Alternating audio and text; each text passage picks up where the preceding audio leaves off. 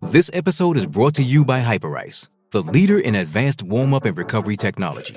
They have tons of innovative products, like Venom-heated wearables to help soothe sore back muscles, Normatec compression boots to speed up recovery and increase circulation, and Hypervolt massage guns to improve mobility. Loved by athletes like Naomi Osaka and Erling Haaland. Try them yourself.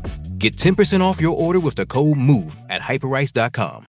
With threats to our nation waiting around every corner, adaptability is more important than ever. When conditions change without notice, quick strategic thinking is crucial. And with obstacles consistently impending, determination is essential in overcoming them. It's this willingness, decisiveness, and resilience that sets Marines apart. With our fighting spirit, we don't just fight battles, we win them. Marines are the constant our nation counts on to fight the unknown. And through adaptable problem solving, we do just that. Learn more at marines.com. Survivor 46 is here, and so is On Fire, the only official Survivor podcast, and we have a twist this season. The winner of Survivor 45, Dee Valladares, will be joining us every week. We're going behind the scenes of the biggest moments, the how and the why things happen, and the strategy and analysis you can only get from someone like me, a Survivor winner. Listen to On Fire, the official Survivor podcast, wherever you get your podcasts.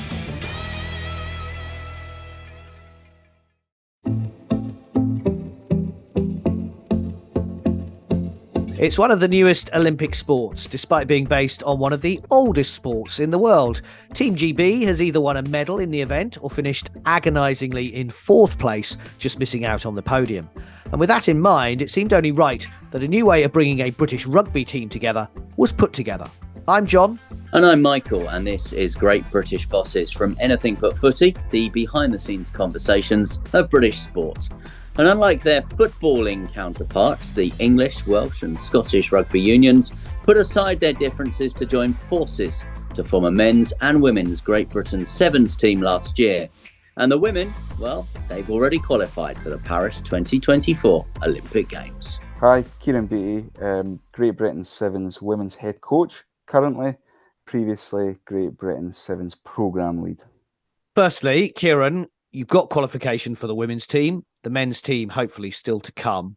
Where are you at the moment? You say you were program lead, but you're now moving back into a coaching side of it. So where's your head at the moment on what the success has been on Great British Rugby Sevens?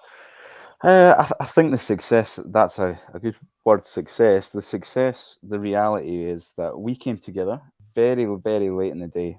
And under the thought process is if we get together, it was September last year.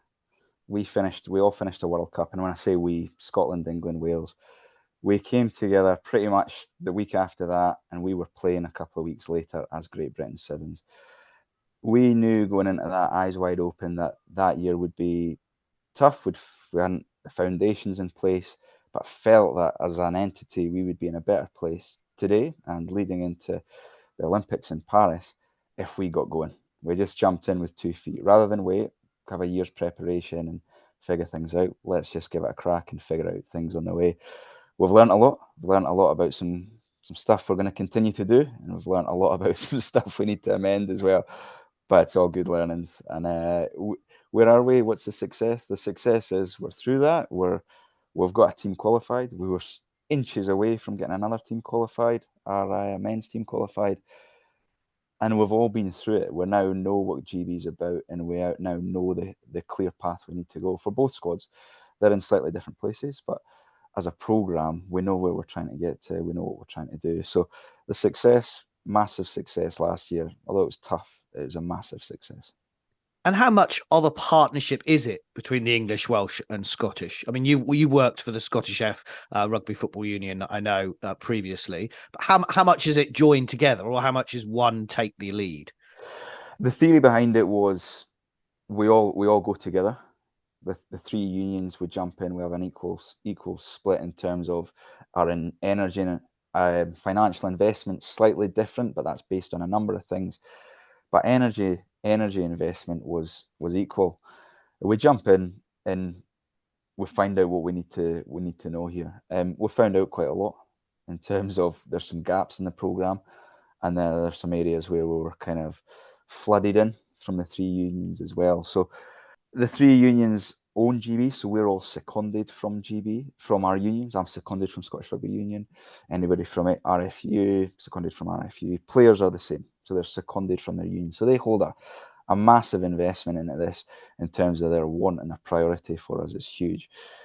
Where do I think that'll go in the future is I think the reality is I think GB7s will grow. It's just going to grow massively. So I think there'll always need to be in a want for the unions to have a massive stakehold in GB7s. But I think the reality is we're going to have to grow beyond that and be our own entity and be GB7s, not the tailspin of SRU, WRU, and RFU. But I mean that in the most positive sense possible. And I think the unions would be on board with that as long as there's a pathway through English sevens, Welsh sevens, Scottish sevens, and we continue to do that. I think that's the big vision. I don't know what that path looks like just now, but that's where things are going. How do you start a program from scratch? I can tell you how not to do it. I'm a big believer in you start with why. You know, Simon Sinek is such a simple concept, a business concept, but I love the simplicity of it. I'm a simple bloke, so start with why. First time everybody's in a room, why are we here? Right, okay, this is why we're here. This is how we're going to do it. What exactly we're going to do, I can't give you that detail yet because a week ago I didn't know I was going to be doing this. But here's why we're here, how we're going to do things, and let's go figure out what we're going to do. And what that allowed everyone to do in having the transparency with everybody saying, look, we know why we're here, we know how we're going to do things, we're not quite sure of the detail yet, but because you know why we're here, you can have the autonomy to push yourself towards that why, and you can make your own decisions within that, and you can help drive this program forward rather than just going, this is what you do, and they don't know why they're doing it, then they can't make decisions. So I suppose in some respect, it allowed everyone that freedom to kind of go, look, we're here to create and sustain the world's best sevens environment. That was our why. We're not saying we're there now. We're not at that position yet, but let's start this process now so everyone can start moving towards this. How we're going to do that? We're going to push the boundaries of performance. What does that look like to you? What does that look like to a player, the physio, the S&C, the analyst? And it just gave everyone a bit of a path to do that. So how do you start a program off? Under those constraints, with time was a massive constraint for us, it was a clear vision. Otherwise, I felt we would have been absolutely rudderless. And some people might say we were, but we all knew where we were trying to get to. And where you're trying to get to was the remit to qualify 2 GB teams for the Olympic Games, or were you sitting down at that point thinking, right, let's think about what the grassroots participation is in sevens. Let's think about what the pathway is to bring players through, or was let's get 2 teams to Paris and try and be on the podium again? It's a really interesting one because what you came from it wasn't like there was an unestablished, like Scotland, England and Wales weren't unestablished, weren't successful. Massively successful. 3 teams on a World Series, really, really successful. But the reality is the Olympics is the pinnacle of our sport, and we're fortunate to be in that sport. 15s aren't in the Olympics. The Olympics is the greatest show, and we've got a ticket to it if we get it right. So there was an agreement that actually we need to actually make GB7s as good, as strong an entity as we can so that we can grow that, and we can actually, as you said, we've briefly missed out on a medal so many times. Actually we become more consistent in that. We actually are on the podium more consistently, and we have success in between that as well as GB, so that it grows, and then the game of sevens grows through the UK, not just as Scotland, and then we get together and then we try and win a medal. Sevens is also changing, and the cohesion is becoming more and more professional. Teams are now full-time professionals, so actually the cohesion of the team needs to be greater. So the investment on an Olympic year would be pretty much, we need to be together full time. So actually, if we do 3 years of prep and then together full time, we're going to be in an even greater position. The grassroots stuff's an interesting one. I think that's something we need to grow and is on the agenda, but we need to get the ball rolling. is the honest answer on that one. We need to get this ball rolling and make GB something for people to aspire to. We're there to inspire the next generation. That's a big tagline for everybody. How do we do that? We need to get some success at an Olympics, because it's the greatest show. And it's interesting you say about being part of the Olympics and being the pinnacle. Both Michael and I have covered rugby sevens at Commonwealth Games. I think Glasgow 2014 was my first experience of it. It was like, whoa, I mean, this is impressive stuff. But with the Rugby World Cup going on at the moment and the 15s game, that kind of dominates our media landscape effectively from a rugby point of view. So it's interesting, isn't it, that you say we've got to get this focus right for the sevens, and then the grassroots game will come as well, because actually it's a bit like cricket and 2020. You're going to have specialist people who are just rugby. I mean, you're a former rugby sevens player yourself, but there are specialist people, and that is all they're going to be playing.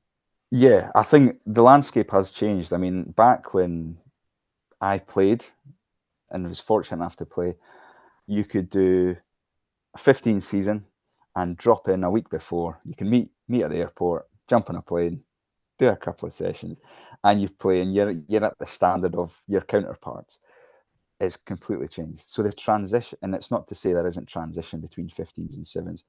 There absolutely is. And I mean, all the skills are applicable. It's sevens is as a 15s player under a magnifying glass in terms of I miss a tackle, there's 7 points gone. Whereas 15s, there might be my mate to back me up. And that your fatigue levels, your high speed exposures, all that kind of stuff is put under far more stress. I'd say it's a far more stressy environment, sevens. There is absolutely transition, but to transition over now takes more and more because there is more specificity and just the professionalism of it all. So there is that time period where, yes, maybe I'm focusing on sevens for this season, or I'm focusing on back into 15s this season. That's not to say you can't jump between, but your quality of your output will depend on your time and your experience within each of those codes.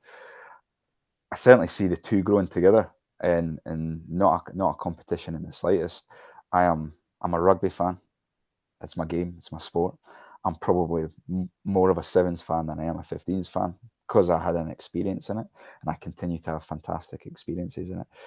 The game of sevens is growing in a different path as well. Rugby is beautiful in terms of its traditions. As I think you touched on that right at the start. A really traditional sport, and it's a beautiful game because of that. Sevens is steeped in tradition, but actually where it's going is really innovative. Really, it's engaging younger audiences. It's high level. It's fast paced. There's a bit more razzmatazz to it, which is also cool as well. So you're getting this really nice balance, and that's part of the fun of sevens. So there's a world where both of these actually can help each other grow. 15s don't sit in an Olympics, sevens does. So we can grow rugby by showcasing ourselves in the Olympics as well. Before we get on to talking about Paris and that qualification, which I'm sure we'll come on to in a moment, just quickly, is the women's game then as strong as the men's game in sevens? And there is that capacity to play both in the women's game, or is it going specialist as well? I think being candid about it is, and we're all quite open about this, is the women's game is accelerating quicker than the men's did. So it's on a real trajectory. 15 sevens, its trajectory is huge. Like, it really is. Every year it's just getting more and more competitive, better and better, more professional. So that gap between them being able to go, right, I'll do 15s this week and sevens this week, kind of like what I spoke about with that experience there, that's closing very quickly. So they are becoming more and more specialists. So likes of this season, our group of sevens players have it is a sevens focus. They happens to be, because our seasons, Dubai, which starts in December till the end of July, which is the Olympics, there's a period just now where they're going to potentially play a couple of games, handful of 15s games, but purely from a rugby pitcher exposure, not to be a 15s player. So yeah, it's very quickly moving into that. But we'll also transition some players from a 15s environment into ours. But our expectation needs to be such that if they transition in there, they're probably going to be light on certain things, They're probably going to have tendencies that we need to give them time to move into our environment as well. So it's very quickly moving that way. And we as GB Sevens, one of our kind of cores is we have a kind of equal pay, equal energy on both programs. So no one's greater than the other. That absolutely equality on both, and actually have that, live and breathe it, and be that. Where are we? We know that the women have qualified. They did that at the European Games in Poland. We know that you've got that World Series to come: Dubai, Cape Town, Perth, Vancouver, LA, Hong Kong, Singapore, and Madrid. How do the men get to the Olympic Games? So the qualification for the Olympics, where there's a World Series goes on every year, as you spoke about. The top 4 in the World Series last season, automatic qualification. Plus your France, so there's 5 away for 12 spots. You've then got regional continental qualifiers that happened from June to August, basically. So we had a European Games was our nominated qualifier, as you've kind of mentioned. So the girls just missed out on automatic qualification on the World Series. So they went to Krakow in the European Games. They had to win that tournament to gain a spot. They did that. They're through to the Olympics. You then had to finish second or third to take yourself into a competition for the last spot for the Olympics. So we've had all these continental qualifications. There's now what's called the Olympic repechage, which is those second and third positions will all meet up, and it's in June, and they will basically hit it out, winner takes all. Like, fantastic stuff for the spectator, horrible for the program lead, the coaches, the players involved, but fantastic sport. So and that's really interesting dynamic just now. We've got a team that's basically working back from the 27th of July, the night before the Olympics. We've worked for the women's program, you're just working everything back from there. That's not discounting how important the World Series is. It's actually going, we can make plans based on that. You've got a men's team who serious competition in that men's World Series, like crazy good. Like, you can have the best team in the world get beat off the 12th team, and then the next game, 2 hours later, go and then put 50 points past somebody else in 5th place. It is like such good sport at the minute, the men's competition. Again, for the people involved, not so good, but really, really good sport. So they've got to manage that and stay on the World Series and be competitive in their own right. Then they've got to go to an Olympic repechage and try and win that. Then a couple of weeks later, they've got to go, if they win that, go to an Olympics and be the best. So how do you manage that program? How do you get them to peak at 100% now, but maintain that 100% in 9 months' time? Whereas the women, we can go, right, let's just get a steady incline to here. Now, you could argue one program's actually better than the other, but fascinating dynamics. But that therein lies the beauty of running programs like this. It's fascinating conversations. Is that why you stepped down as program lead and went back to coaching? It sounds like that might be an easier job. Genuinely, it's just I just love getting my boots on the grass, if I'm honest, and talking the detail of it. I just really enjoyed. I ended up, I was supposed to be assistant coach across both, and found myself getting drawn into not that being a lack of priority, which I didn't enjoy. So the fact I'm able to get the opportunity to jump back on the pitch and focus, go deep rather than spread really wide, is something I'm looking forward to, and give it a crack for a year, and might head back into that lead kind of sort of program lead sector at some point. But I'm certainly looking forward to the challenge this year. This is Anything But Footy, Great British Bosses. We're talking to Ciaran Beattie from Great British Rugby Sevens. Hey, it's Kaylee Cuoco for Priceline. Ready to go to your happy place for a happy price? Well, why didn't you say so? Just download the Priceline app right now and save up to 60% on hotels. So whether it's Cousin Kevin's Kazoo Concert in Kansas City, go Kevin, or Becky's Bachelorette Bash in Bermuda, you never have to miss a trip ever again. So download the Priceline app today. Your savings are waiting. Go to your happy place for a happy price. Go to your happy price, Priceline. This is Anything But Footy, Great British Bosses. We're talking to Ciaran Beattie from Great British Rugby Sevens. So the women then, we know they're there and you can plan for that. Can we better the 4th place? that we've had for the last 2 Olympic Games? Well, I think you look at the last World Series, women finished seventh in the World Series, and the World Series is that's the teams that are there and that are gonna do something. Okay, so we finished 7th. There is a core group from 7th to 3rd even that are very, very competitive, and I put us in that little group. You put the 1 and 2 were very dominant, just purely on results. I think anybody from within that top 8 can pull a result out, and that's the beauty of sevens. It is, like I've said with the men's stuff, it's a cliche, but on their day, anybody can beat anybody. It's 14 minutes. You get about 11 possessions of a ball. So if you mess up 3 of them, another team actually gain, like on a kickoff, so I kick the ball off and I gain 3 of them back. I've taken 3 possessions away from you. So I've now got 14 possessions. You've now got 8. It's like, that's a big swing in possession. So there's these little things in a sevens game that it is a cliche, but anybody can beat anybody. So there's certainly a belief there that we've been quite open about it as a group. We can go win a medal. We actually will be disappointed if we don't win a medal. However, we're not the bookies' favourite to win a medal.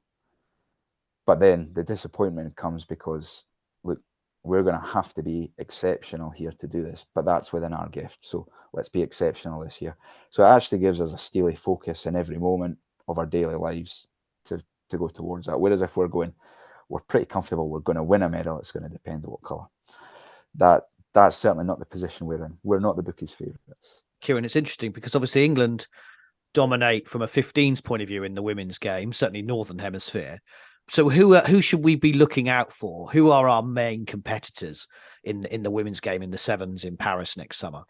Yeah, you've got New Zealand, Australia, that sort of top, again, objectively going, look, they're really strong. Those 2 are really, really strong in the sevens. And you look at their programme and what they got, fantastic, the athletes they've got. You've then got the likes of USA, France, Fiji, Ireland, and ourselves in there that are in this pot where we're going, look, we can beat those 2, we can beat anybody in the world, but we're going to have to be on our money to do that. And that, as I said to you, the exciting thing from the women's point of view is we can work back from that point and go, right, we've got a 9 months preparation on that. On that actual 14 minutes, what does that look like? So that's a task because it's feeling so far away, but it's not at all. So it's an exciting place to be. You describe the Olympic Games as the greatest show on earth. Did you grow up watching the Olympic Games? Because obviously rugby in any form wasn't there until 2016. So it's not like you could sit there and go, yeah, I remember Barcelona 92 and a wonderful rugby moment. But were the Olympics something that you enjoyed, watched, followed, have any memories of? It's fascinating. We had this conversation the other day with a couple of players. And certainly, I suppose my age, growing up as a rugby player, as you say, that just wasn't on the agenda. But you looked on that as that was still the greatest show for me. I was only ever rugby, but it was still the biggest thing in the world. And then in 2016, when it was like, oh my God, we can actually be part of this? You kidding me? It's like, so it was always been there. And the fact now we can actually, in our sport, be part of this is incredible. And the feeling around that is huge. But I think as a young boy, I grew up going, yeah, I'm probably going to win 100 metres for Great Britain. I'll play rugby for Scotland. I'll captain the British Lions. I'll play football for, I'll do all that. So yes, as a young person, because the Olympics inspired you, it was always in the belly. Just you went down a route that didn't have that on the agenda.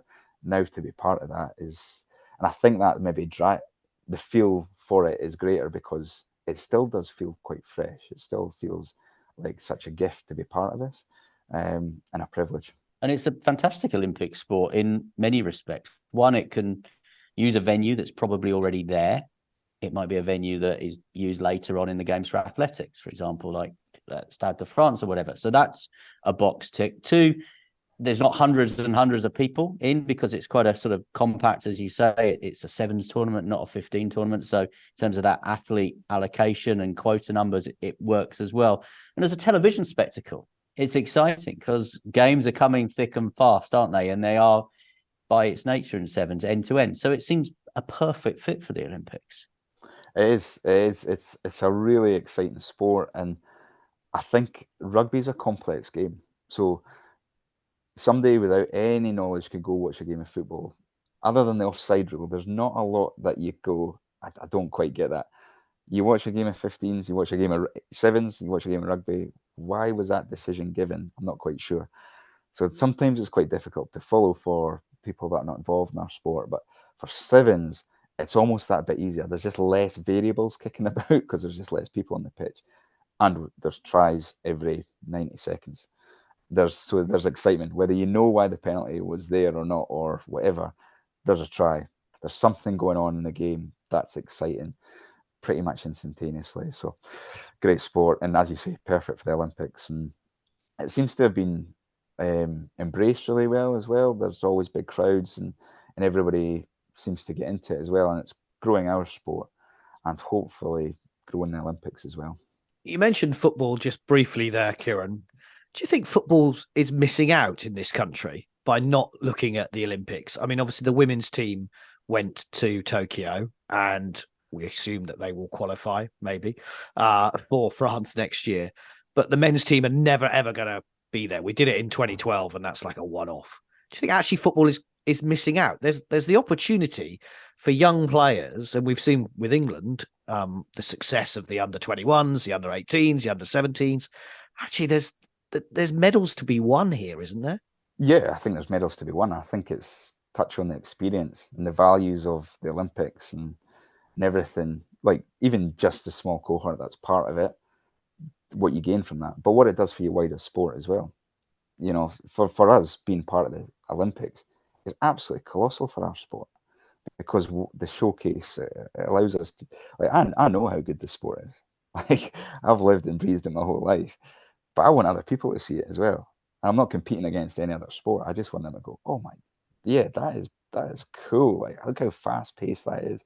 Look at the energy. Look at the values. Look at the camaraderie. Look at everything that sport gives you. How hard that person working through adversity, the friendships you get on the pitch, and then that ascends and that goes down the pole and onto grassroots. And kids are doing that on the pitch. You know, they're shaking each other's hands because they're seeing people do it on the biggest stage. Absolutely. It's another showcase for football, for any sport to be part of and to do that. Absolutely medals as well. But it's for me, it's about the bigger thing and the bigger message you can send down the chain. Yeah, you can see why Mbappe is wanting to play for France. He wants to play in a home tournament, and he'll be the under-23s, but you can see why he would want to be involved in that. Just quickly on rugby sevens, last one from me. You mentioned about the USA. Of course, LA is the next Olympics, and rugby sevens is a broader church than just the 15s game. Yeah, absolutely. I think again, you watch the trajectory of USA sevens over the last 10 years. Again, really good and good people there, good people in the background, growing that game. And you get people like Carla Niles, Perry Baker, just purely from the men's game. Didn't quite get the NFL draft, you know, their stories well out there, and then they move into sevens, and you know, first couple of years, people are going, this will never work, and then suddenly click, and then their athletic talents aligned with their now tactical talent because they've built on that experience, and they're now amazing for our game. Perry Baker's been brilliant for our game. Horrible to play against because he scored so many tries, but fantastic for the game. USA has that. What they have is athletes. They have an abundance of athletes, and they've got some great case studies where actually you can transition, but it takes time. And that, as we kind of alluded to, that time you now need to invest into sevens gets bigger every year because of the professionalism and how specialised it's getting. So that there's still a case for that. And again, as an Olympic sport for USA, I mean, that's everything to an American. I've been over there every year. We go with the sevens, and that is everything. Everything's built about their Olympics. So the fact, the more success they get and say they win a medal at an Olympics, bang, that is just going to absolutely explode out there. And it already kind of is because of the success of their men's and women's team. It's growing, it's growing, it's growing. So they'll be an entity, and they are already. we've got to not just catch, but look to go beyond, because we know they're just going to grow and grow and grow. Final couple of questions then from me. We are expecting T20 cricket at the 2028 Olympic Games in Los Angeles. Would you extend an invitation through Great British Bosses to the England and Wales Cricket Board and Scotland Cricket? Come and talk to us, see what we've done, learn from our challenges, our mistakes, if you want to prepare a Great British team for the cricket tournament at the Olympics. Absolutely to anything, any sport, anything. I think that's the beauty of being part of Team GB as well. We went to Krakow and we felt it was something, again, through rugby I'd never experienced. I'd been to a number of Commonwealth Games. Team Scotland, being part of that field, and not just Scotland Sevens or Scotland Rugby. Being part of Team Scotland was really special. Being part of Team GB was just really, really special. So I can't imagine what it's going to be like in Paris and that feeling there. So anybody that's coming into that family and that umbrella, absolutely. And I think, as I said to you right at the start, we've probably learned some things that I'd be advising, look, watch out for this pitfall, but actually here's some stuff that works really, really well, and here's the power of three unions as well that can work in your favour. And just finally, what would it mean to you, and do you visualise it? Do you manifest it, being part of a squad, a team that wins a medal at the Olympic Games in Paris? Yeah, we do. We fronted that first thing we said. We fronted that instead of not talking about the pressure. Spoke about, look, we're 7th in the world, but there's a reality. It's not just an incremental step down each block. We're inches away from finishing 3rd, we felt, and at times we felt we could beat 1 and 2. So there's a world here where we're winning any colour of medal. There's also a strong reality where we're not. So let's front that. We talked about what that would do for us in terms of personally, but actually the bigger thing for us is it's about inspiring the next generation, especially from a female end, and actually grow the game a little bit. We feel we can do that through winning a medal, and we have the potential to do that. So we've got to realise that potential. So it'd mean more than just a personal thing. It would be about a bigger growth for us. Well, you've inspired us with your conversation about rugby sevens. I didn't realise I could be even more excited about the Paris 2024 Olympics than I was before this conversation, but I'm now literally chomping at the bit to get out there and see you guys. So look, Ciaran Beattie from GB Rugby Sevens, thank you so much for talking to Great British Bosses from Anything But Footy. Thanks, guys. Thanks. Great work. Sports Social Podcast Network.